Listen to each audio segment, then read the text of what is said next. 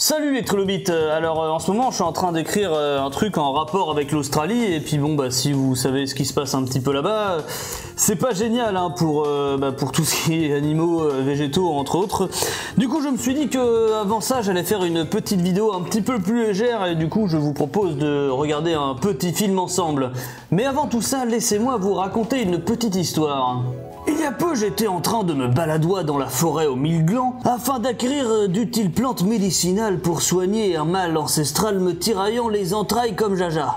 Ouais, une bonne grosse chiasse sa mère. Quand tout à coup, en entrant dans un curieux endroit sombre et malodorant d'où émanait une aura mystique, je découvris une bien étrange relique tout entourée d'un écrin de tissu. Oui, j'en fais beaucoup trop. Sérieux ? Red Shadow Legend! Red Shadow Legend c'est quoi? Ben c'est comme Pokémon mais avec des champions comme des morts-vivants, des orques, des chevaliers, Hellboy, un viking, des guerriers aztèques et même François Hollande. Une fois que vous en aurez collectionné un maximum, vous allez pouvoir les faire combattre dans des battles de breakdance. Non je déconne, allez on crame tout ça. Non, vous connaissez déjà Red Shadow Legend, la légendaire RPG mobile au tour par tour, aux graphismes incroyables et au scénario digne des plus grands films d'Hollywood. Bon, là aussi j'en fais trop. Le meilleur, c'est surtout qu'il est disponible au prix incroyable de 0 francs, ce qui fait en euros 0, ce qui est donc égal à gratuit. Le jeu est mis à jour régulièrement pour vous proposer de nouvelles fonctionnalités comme de nouveaux champions à collectionner, de quoi les personnaliser et les envoyer se battre contre d'autres gens dans des arènes PVP, humilier des équipes encore moins fortes que la vôtre. Donc voilà, si vous aussi vous voulez vivre des aventures épiques dans des graphismes plus vrais que nature... non, excusez-moi, ça c'est les extraits de la prochaine série Netflix avec mon héros. Henri Cavill, prépare ton cul, j'arrive pour te remplacer. En tout cas, si le jeu vous intéresse, sachez qu'il y aura des liens pour le télécharger dans la description et que grâce au programme Nouveau Joueur, vous allez pouvoir commencer avec 50 000 pièces d'argent et un champion épique gratuit. Donc maintenant, vous avez tout ce qu'il y a à savoir pour rejoindre Red Shadow Legend. Explosion. Oui, encore. Et oui, encore, ça finit par une explosion. De toute façon, tous mes placements de produits finiront par une explosion, c'est comme ça.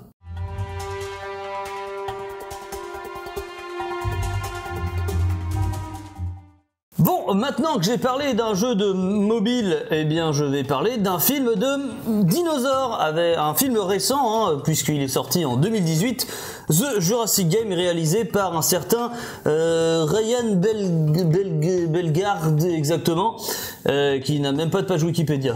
Et si son nom ne vous dit rien, vous êtes comme moi, hein, tout ce que je sais d'après mes recherches, c'est qu'il a fait d'autres films avant, comme par exemple en 2013 Army of Frankenstein, et si j'étais méchant, je vous mettrais un petit extrait de ce film, hein, et ça donnerait une mauvaise image, mais je suis pas comme ça. Hein.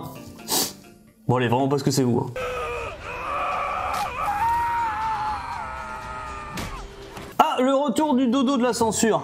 D'ailleurs, on a eu Dodo la saumure et maintenant on a Dodo la censure. Si jamais vous voulez tenter une illustration, c'est cadeau. Bref, en 2017, il remet ça avec Gremlin et non pas Gremlins, attention, hein, ça n'a rien à voir. Un autre film, comment dire, bah là aussi je vous mettrai bien des extraits, mais non, c'est un film d'horreur qui a l'air hyper chiant et j'ai l'impression que si t'as regardé la bande-annonce, t'as déjà vu tout le film. Donc je vais pas le faire. Par contre, si jamais vous l'avez vu, vous, n'hésitez pas à mettre votre avis dans les commentaires, j'avoue que ça m'intéresse un peu. En tout cas, j'ai vu que 2 ou 3 des acteurs de Gremlin revenaient dans le film d'après, en 2018, donc The Jurassic Game, et comme le dit si bien le site high-tech, prenez 2 licences qui rapportent au box-office, mélangez-les et faites-en une 3e film qui marchera forcément, ou pas. Oui, ça a tellement marché que personne n'en a entendu parler, et vous comme moi, quand on en a entendu parler, c'est parce qu'on l'a vu programmé sur une chaîne de qualité comme Energy 12. Et on va pas se mentir, quand ça passe sur Energy 12, ça commence mal. Mais ne jugeons pas trop vite, on pourrait par exemple, je sais pas, aller voir les notes de ce film sur différents sites pour savoir exactement à quoi s'attendre. Alors, ok, 2 étoiles sur 5, des 3 sur 10, 3 sur... oh, bon, là aussi, ça commence mal, mais on n'est jamais à l'abri d'une bonne surprise. Donc, qu'est-ce que je fais moi après? Eh bien, je vais regarder les jaquettes du film, et j'avoue que j'ai une petite préférence pour celle-là. Tout simplement parce qu'elle est délicieusement moche, et surtout que le T-Rex sur la jaquette, bah, c'est la photo d'une figurine de T-Rex de chez Papo. Bon, j'aurais bien voulu acheter la figurine en question pour vous la montrer à la caméra, mais si vous connaissez un petit peu Papo, vous savez que c'est pas donné. Par contre, je suis sûr qu'il y en a pas mal d'entre vous qui l'ont cette figurine, et du coup, ça doit un peu vous vous faire marrer quand même de la voir sur la jaquette d'un Blu-ray. Mais celle qui revient le plus souvent et la plus aboutie, je pense, c'est celle-là. Et là, c'est vrai qu'elle a déjà un peu plus de gueule, ça a l'air d'envoyer du steak. Et en plus, moi, comme j'ai l'œil, je reconnais le paléo-artiste qui a fait le T-Rex tout en haut. Il s'agit d'Herschel Hofmeyer. Et si on regarde un peu son DeviantArt, on voit qu'il gère la fougère en modélisation. Et qu'il aime les dinosaures et les meufs avec des grosses paires de flingues. Et il a carrément fait un Carnot avec une armure, avec des lasers, des trucs qui tirent des roquettes. Putain, j'ai l'impression d'être dans Ark ou dans Jurassic World 3. Bon bref, avec tout ça, j'ai toujours pas lancé le film.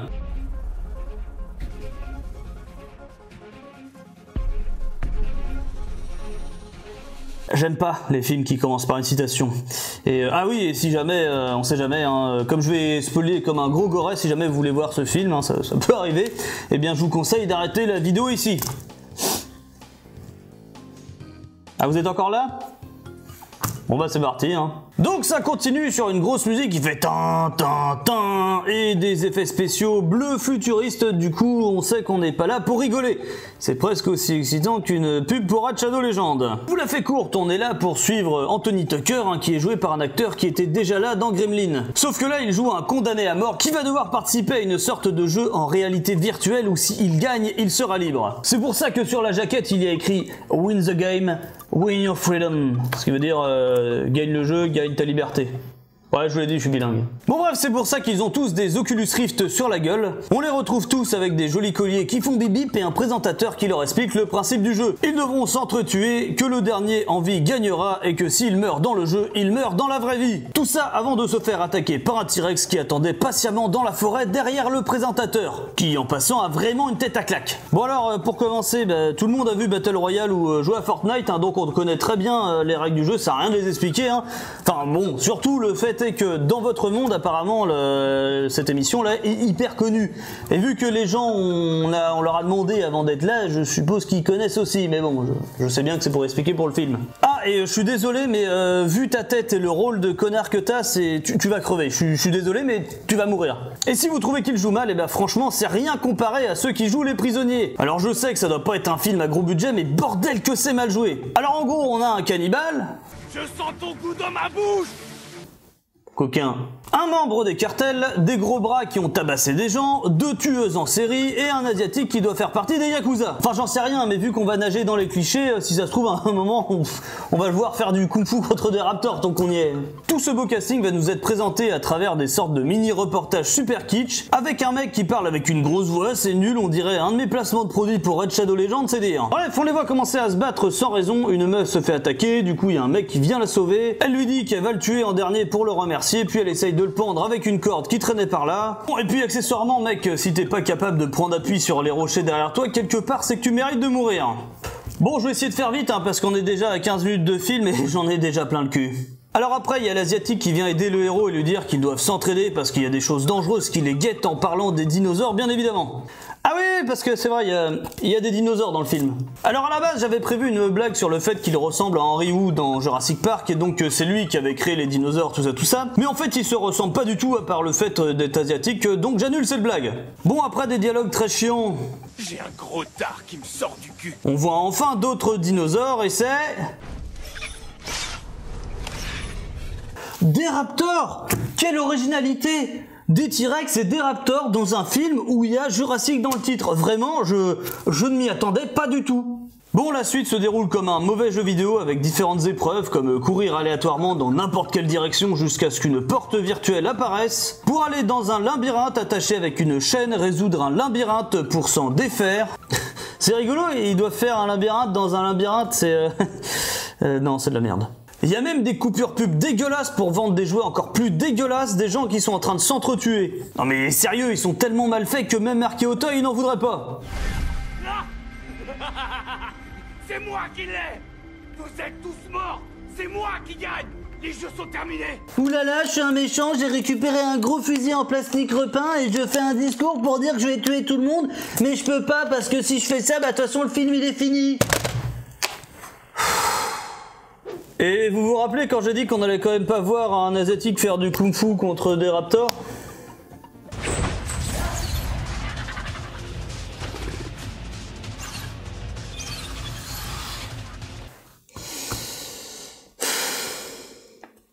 Bref, ça fait un grou-grou dans le labyrinthe, un grou-grou dehors sur un champ de mine où un pauvre tricératops sur fond vert se fait exploser gratuitement, et ça fait bagarre entre les méchants pas gentils, il y a même l'hispanique, qui est donc membre d'un cartel évidemment, qui se fait bouffer par une plante en 3D très mal faite avant que quelqu'un essaye de l'aider en foutant des patates à la dite plante. Non, je déconne, je t'aime. Ah oui, et je vous l'ai pas dit, mais le héros, en fait, il est condamné à mort parce qu'on l'accuse d'avoir tué sa femme. Bonjour et bienvenue pour notre émission Question pour un con, avec aujourd'hui la première question qui est, d'après vous, qui va s'en sortir entre un père de famille accusé sans preuve du meurtre de sa femme, une psychopathe qui tue des mecs en couchant avec eux et en mettant la vidéo sur YouTube, un mec avec une coupe de punk ou une meuf de 19 ans qui a déjà massacré 43 personnes parce qu'elle est la méchante de service. Un petit indice, ce film n'est pas sur la photographie et pourtant il est bourré de clichés. Alors, j'ai envie de zapper jusqu'à la fin tellement il se passe rien, mais je veux quand même vous montrer 2-3 trucs. Déjà, ça. Et ça.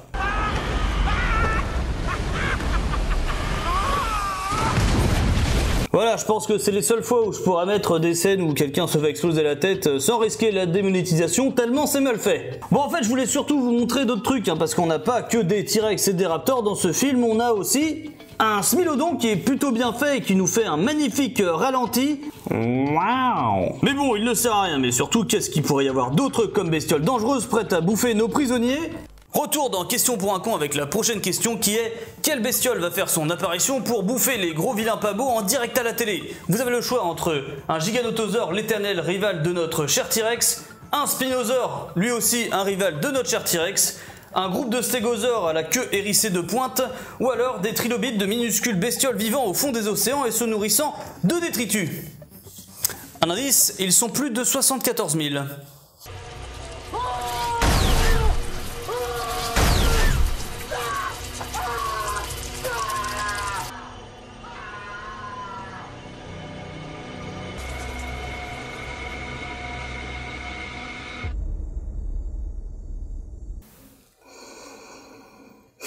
Attendez, je vous remets l'extrait.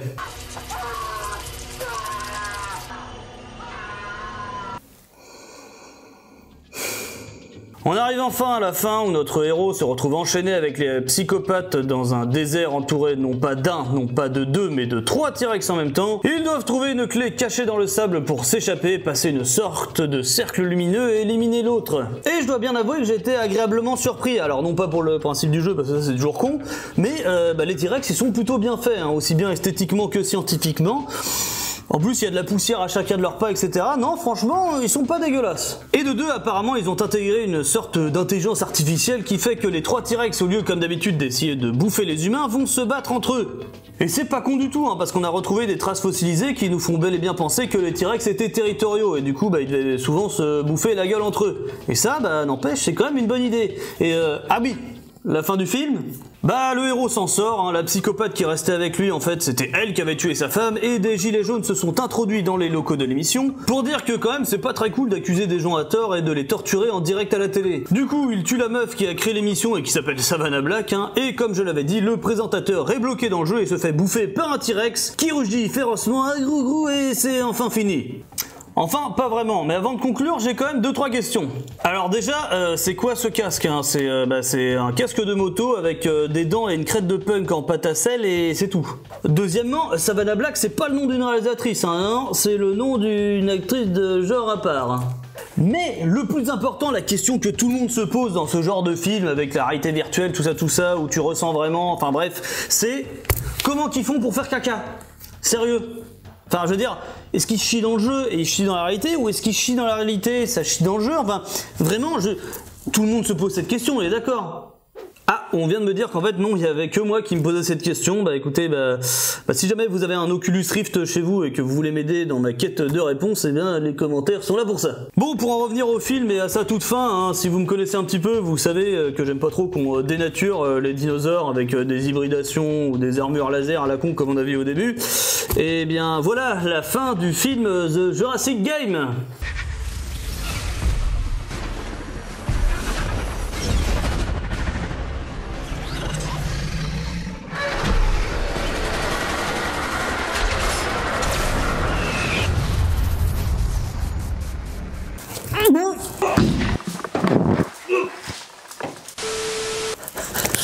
c'était super bien. Non, je déconne, c'était de la merde. Mais c'était moins pire que je le pensais. Je m'explique. Bon, le scénario et les personnages sont ultra clichés, même s'il y a 2 trucs à la fin que j'ai pas vu venir. Après, c'est un mélange de plein de films différents, avec bien entendu Jurassic Park, mais aussi Hunger Games ou Battle Royale. Par contre, le nom, The Jurassic Game, là, faut arrêter.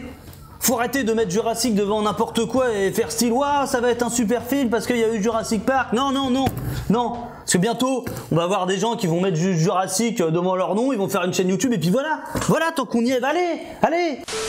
Pardon, j'ai craqué. Alors je disais, le truc qui a fait que j'ai pas trouvé ce film aussi nul que je le pensais, c'est les dinosaures, qui je trouve sont pas trop mal. Bon, les raptors n'ont pas de plumes, mais fallait pas trop en demander non plus, mais à part ça, ils sont pas trop mal, et ils ont pas les mains en pronation ou en zombie comme dans Jurassic Park. Et pour ça, j'ai presque envie de dire qu'ils sont mieux faits que dans Jurassic Park. Mais surtout, c'est les T-Rex que j'ai bien aimé, même si bon, des T-Rex, encore des T-Rex, hein, vivement un film de dinosaures sans T-Rex, là ça serait une vraie prise de risque. Mais au moins, à défaut d'être original, au moins c'est bien fait. Et même le Smilodon, même si on sait pas trop ce qu'il fout là parce qu'on le voit littéralement 12 secondes, je le trouve bien fait, hein, surtout quand on sait à quel point c'est dur à faire la fourrure. Bon, par contre, les trilobites qui attaquent et bouffent un mec, là je comprends pas et c'est très mal fait. Alors je comprends, ils ont voulu faire comme dans La Momie, mais c'est raté. Mais rien que pour le fait de me dire qu'il y a quelqu'un dans le monde qui s'est dit « Je vais faire une scène où il y a des trilobites qui vont attaquer un humain sur Terre », je suis quand même content d'avoir vu ce film. Bon, par contre, je l'ai vu 3 fois, ça fait quand même 2 fois de trop, mais il fallait bien pour faire cette vidéo. Et dernière chose, le film se prend méga au sérieux, hein. Ça commence par une citation déjà, hein. Et du coup, il se prend au sérieux, mais c'est mal fait. Du coup, est-ce que c'est un nanar, un bon nanar? Je ne sais pas. Je vous laisse répondre à cette question. Parce que moi, là-bas, c'était surtout pour me détendre et être plus serein avant le sujet sur l'Australie. Sauf que c'est complètement raté. Et dernière chose, si vous vous demandez à quoi va servir l'argent de la sponsor de cette vidéo,